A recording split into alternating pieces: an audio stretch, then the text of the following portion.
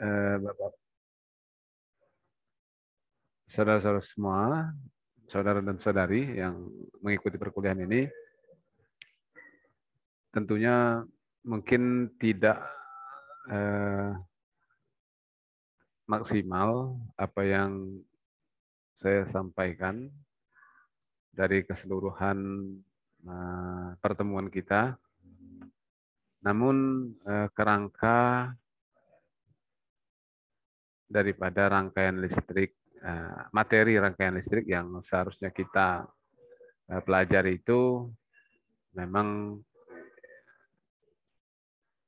sudah hampir 80% tercakup dalam perkuliahan itu.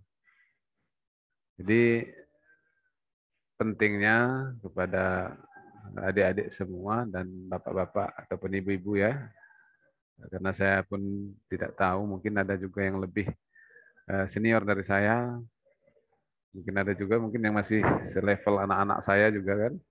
Jadi bapak-bapak, ibu-ibu, mungkin anak-anak juga dan saudara juga. Jadi materi rangkaian listrik sebagian sudah saya sampaikan, namun untuk lebih pahamnya lagi tentunya harus membaca dan memperbanyak pengetahuan di bidang rangkaian listrik ini. Ya kan begitu Muhammad Mahfud. Muhammad Mahfud. Iya Pak. Ya, saya lihat di spanduk di belakang itu apa ya? Geothermal, non geothermal gimana? Iya Pak, ini geothermal pas waktu ada program EBT Pak di PLN Pak. Seperti itu Pak. Oh iya, memang sekarang ini PLN sudah mulai harus beralih ke EBT. Jadi bukan karena PLN nggak mampu untuk menyediakan tenaga listrik selain EBT, cuma memang karena tuntutan dari aturan pengurangan pembangkit yang menggunakan batu bara, sementara PLN itulah yang paling diandalkannya, pembangkit batu bara selain tentunya pembangkit tenaga air. Jadi alhamdulillah juga bahwa PLN memang sudah banyak pembangkit tenaga air. Kalau di Sumatera Utara pemenuhan EBT itu sudah berapa persen? Pokoknya kalau seingat saya Sumatera Utara itu paling bagus untuk pemenuhan EBT, persentase EBT dalam tenaga listrik secara total ya. Jadi persentasenya cukup baik. Dan memang kita ketika kita belajar katakanlah seperti rangkaian listrik ini, mungkin ada sebagian yang merasa ini suatu materi yang sangat bermanfaat, namun juga mungkin ada sebagian bidang yang merasa ini tidak adalah terlalu penting. Namun ini menjadi, kenapa mata kuliah S1 itu dia masih bersifat banyak jenisnya. Ada rangkaian listrik, AC, DC, kemudian ada analisis sistem tenaga, pembangkit tenaga listrik, pembangkit energi baru terbarukan, kemudian termodinamika, penggerak mula, dan lain sebagainya. Karena memang di sini kita mau memberikan gambaran sistem tenaga listrikan itu. Orang yang berkecimpung dalam sistem tenaga listrikan itu yang harus dipelajarinya ini. Jadi si mahasiswa tentunya bisa memilih sendiri mana yang menjadi ketertarikan dia ketika dia mengikuti proses perkuliahan. Selama katakanlah kalau 4 tahun ataupun 5 tahun. Nah, yang menjadi peminatannya, yang menjadi bidang yang akan ditekuninya ataupun yang tertarik di bidang itu, nah itulah nanti akan menjadi skripsi dia. Jadi diharapkan sebenarnya skripsi itu adalah bagian dari peminatan yang paling disukai atau katakanlah bidang ilmu yang menjadi minat Anda. Nah, jadi dari banyaknya mata kuliah itu menjadi referensi bagi Anda, kemudian ketika menulis skripsi, saya akan membahas mengenai motor misalnya. atau mengenai kontrol, mengenai panel dan lain sebagainya.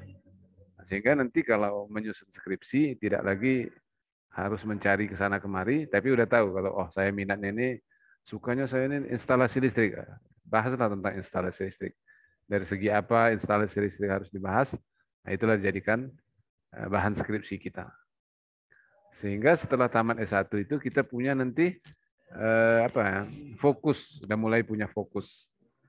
Misalnya bidang energi baru terbarukan, fokus dari bidang energi baru terbarukan. Nah, baru nanti kalau Anda mungkin ngambil S2, maka lagi melanjutkan fokus tersebut. Di bidang energi baru terbarukan itu ada lagi cabang-cabangnya. Apakah di kontrolnya atau di bagian penggeraknya. Kalau air ya, kalau di matahari atau di matahari mungkin dikontrol untuk panel suryanya atau MPPT-nya. Nah, itu lagi akan dipelajari di S2 misalnya. Nah, ketika kita beranjak ke S3, maka itu akan lebih fokus lagi dari kontrol panel surya itu kita di bagian apanya. Kalau dari turbin angin kita di bagian apanya. Nah, itu menjadi fokus. Jadi makanya ketika kita belajar di S1 ini memang masih mencari bagaimana peminatan dan fokus yang akan Anda ambil. Karena setiap orang pasti berbeda-beda. Jadi seperti halnya kuliah rangkaian listrik ini mungkin bagi orang yang akan mendalami masalah turbin misalnya kan atau apa kita nggak akan terlalu bermanfaat atau bukan nggak terlalu bermanfaat tapi nggak terlalu fokus lah dia atau nggak akan dipergunakan dia untuk selanjutnya. Tapi semuanya itu harus dipelajari dulu supaya kita bisa mencari fokus setelah kita selesai semua mata kuliah.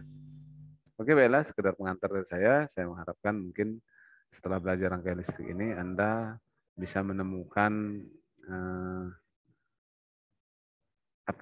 keinginan baru atau katakanlah semangat baru. Oh, sebenarnya rangkaian listrik ini akan saya manfaatkan pada bidang ini atau bidang tertentu yang Anda minati. Gitu.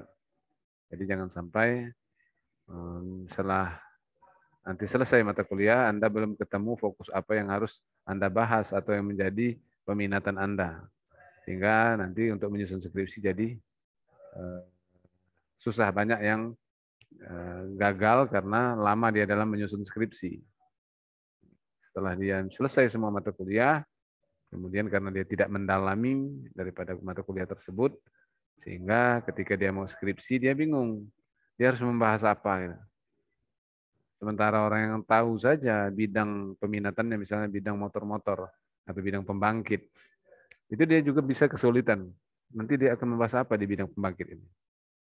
Kita tidak akan menerima misalnya judul mahasiswa yang masih secara umum mendeskripsikan sistem pembangkit tenaga air dengan kontrol apa misalnya, itu kan masih umum.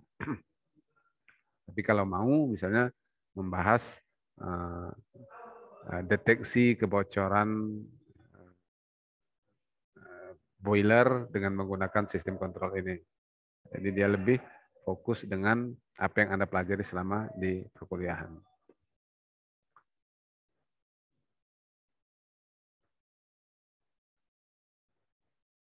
Baiklah, coba kita lanjutkan lagi sedikit. Kemarin bukunya sudah disampaikan. Tinggal dipelajari saja.